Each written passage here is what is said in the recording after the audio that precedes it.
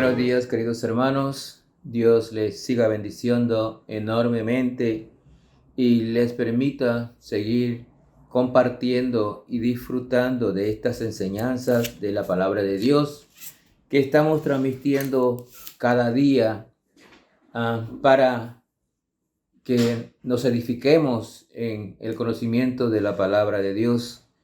En estos días hemos reiniciado después de los eventos de fin de año con las enseñanzas en el libro de los Hechos de los Apóstoles, que como hemos dicho, pues es importante que todos conozcamos cuáles fueron los hechos, cómo se originó la iglesia cristiana y todos los sucesos que se dieron, incluyendo persecuciones a los cristianos. Y que tengamos claro ya esto, porque hay muchas enseñanzas erradas hablando de que el nacimiento de la iglesia fue de otra manera.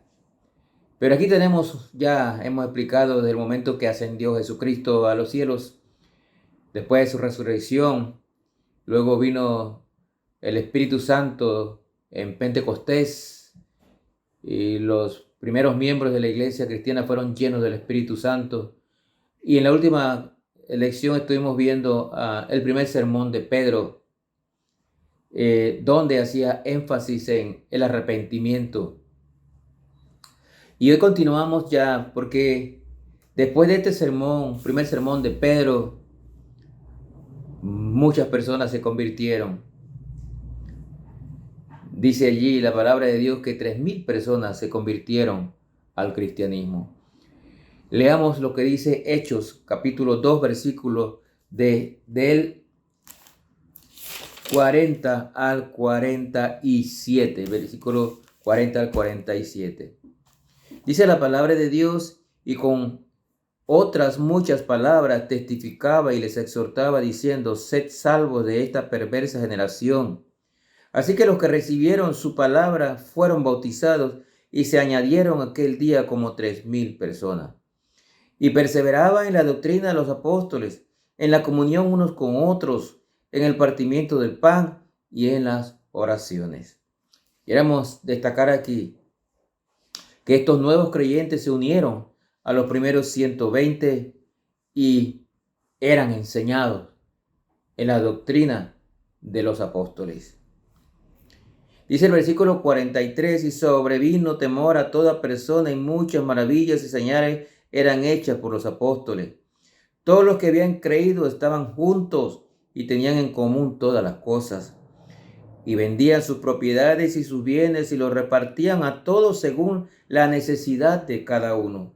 Y perseverando unánimes cada día en el templo y partiendo el pan en las casas, comían juntos con alegría y sencillez de corazón, alabando a Dios y teniendo favor con todo el pueblo.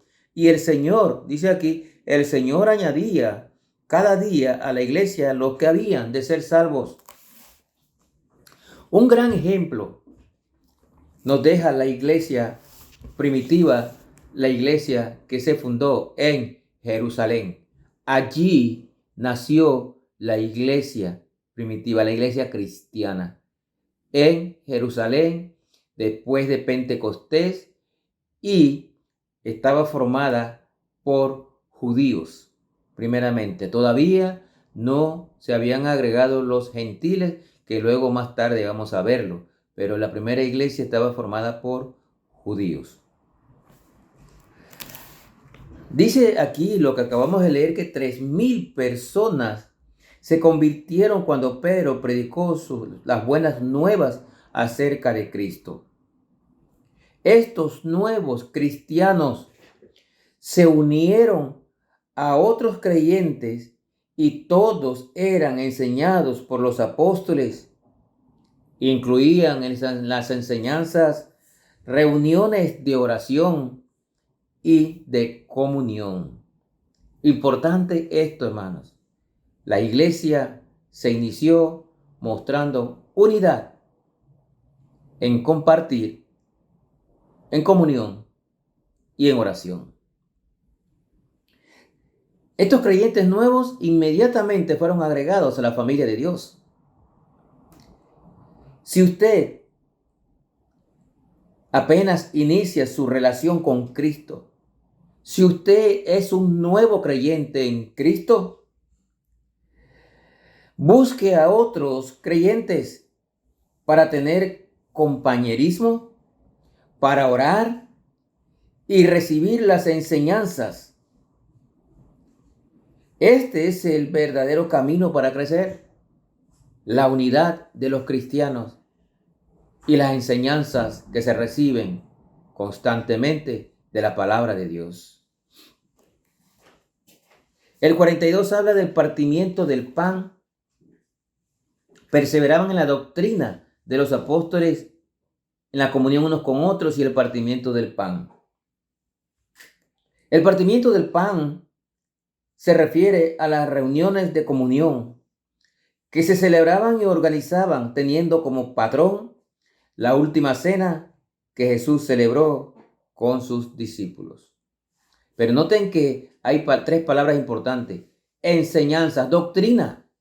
Recibían la enseñanza de los apóstoles, pero estaban unidos y oraban unos por otros. Esa es la verdadera iglesia cristiana. Al reconocer a los otros creyentes como hermanos en la familia de Dios, los cristianos de Jerusalén, los cristianos de la iglesia primitiva, compartían con los que no tenían, con los que menos tenían. Ahí dice muy claro el versículo 44, todos los que habían creído estaban juntos y tenían en común todas las cosas. Y el 45 dice que vendían sus propiedades y sus bienes y los repartían a todos según la necesidad de cada uno. Había, número 1, comunión. Había, número 2, enseñanza y oración. Y compartían unos con otros. Como parte de la familia espiritual de Dios, tenemos la responsabilidad de ayudarnos mutuamente cuando sea posible. La iglesia primitiva nos enseñó que la comunión, la oración y el compartir unos con otros es una responsabilidad de todos los cristianos. La familia de Dios trabaja mejor cuando sus miembros lo hacen juntos.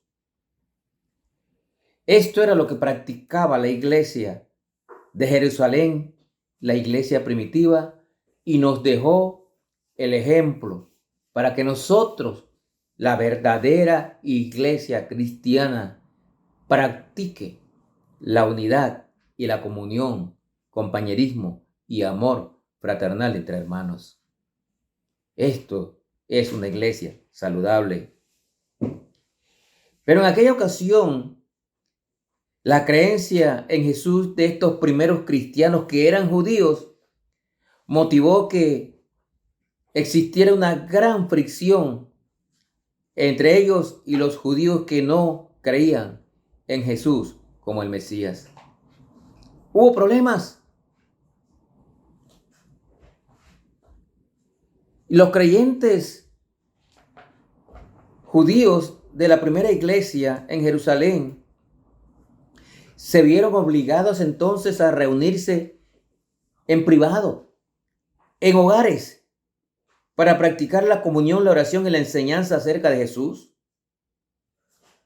Y a finales del primer siglo, expulsaron de las sinagogas a muchos de estos judíos creyentes. Hubo persecución inmediatamente. Ellos practicaban el verdadero amor fraternal. El celo de la iglesia primitiva en la adoración y en el amor fraternal fue contagioso. Y dice la palabra de Dios allí en el versículo 47 que cada día el Señor añadía personas que iban a ser salvas. Les leo el 47. Dice que estaban alabando a Dios con sencillez de corazón y teniendo favor unos con otros. Y todo el pueblo se contagiaba. Dice aquí, alabando a Dios y teniendo favor con todo el pueblo, el Señor añadía cada día a la iglesia los que habían de ser salvos. Una iglesia saludable, hermanos, y amorosa, crece en números y crece espiritualmente.